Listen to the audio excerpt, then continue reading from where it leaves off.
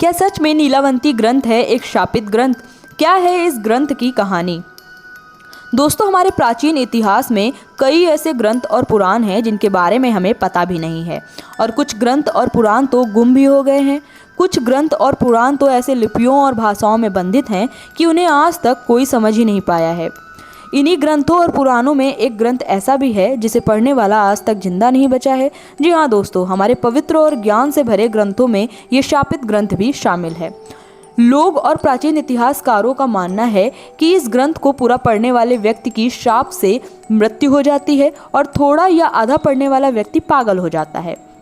इसी कारण भारत में इस ग्रंथ को सरकार द्वारा प्रतिबंधित कर दिया गया है।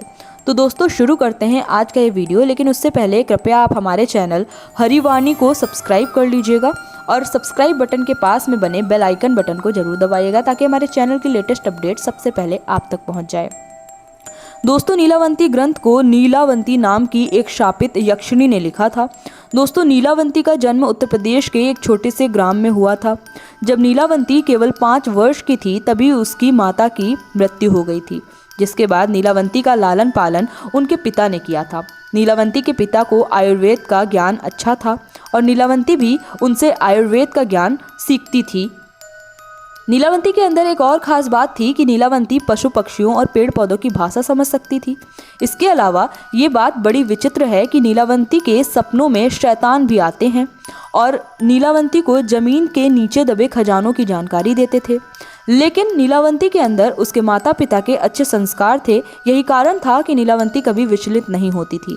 लेकिन पेड़ पौधों, पक्षियों और भाषाओं और अपने सपनों में आए शैतानों द्वारा बताए गए मंत्रों और कुछ बातों को पीपल के पेड़ से बने पत्रों पर लिखकर एक किताब को तैयार कर रही थी।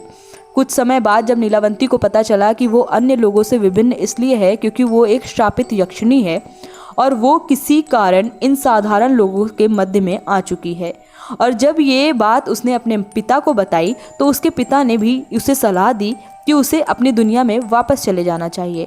और फिर क्या था, नीलावंती भी अपने पिता और पृथ्वी की मोह माया को छोड़कर अपने पथ की ओर निकल पड़ी। नीलावंती को एक सपने में अच्छी आत्मा ने बताया था कि उसके पिता के गांव से लगभग 40 मील दूर एक बरगद का पेड़ है और बरगद का पेड़ नीलावंती की दुनिया में जाने का द्वार है। लेकिन मार्ग में नीलावंती को एक व्यापारी मिलता है जो कि उसी बरगद के पेड़ वाले गांव का था, और वो नीलावंती पर मुग्ध हो जाता है।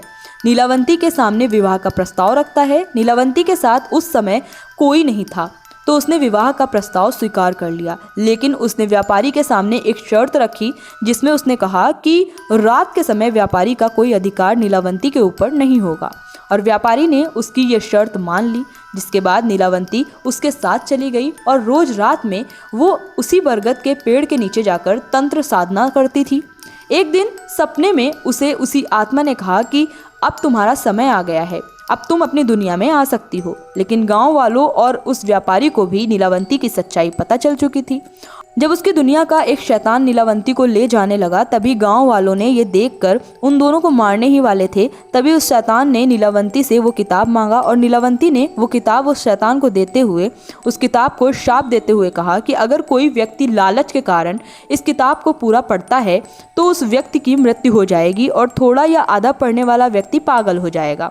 और ये उस किताब को नीलावंती ने इसलिए श्राप से बाधित किया था क्योंकि उसे पता था कि वो शैतान उसके द्वारा लिखी गई किताब का गलत इस्तेमाल करेगा। और तब से नीलावंती पता नहीं कहाँ गायब हो गई और उस राक्षस ने लालच में आकर उस किताब को पढ़ा था और शाप के कारण उसकी मृत्यु हो गई। कुछ समय बाद जब एक साधु को यह किताब मिली तो उन्होंने बिना किसी लालच भावना के इस किताब में पढ़कर इसका अनुवाद हिंदी में किया। लोगों का मानना है कि नीलावंती अपनी दुनिया में वापस चली गई होगी। तो दोस्तों, आज की वीडियो में बस इतना ही। अगर वीडियो पसंद आई हो तो लाइक, शेयर, सब्सक्राइब जरूर करिएगा और वीडियो में अपनी कमेंट करके हमें राय जरूर बताइएगा। वीडियो में अंत तक बने रहने के लिए आप सभी का धन्यवाद।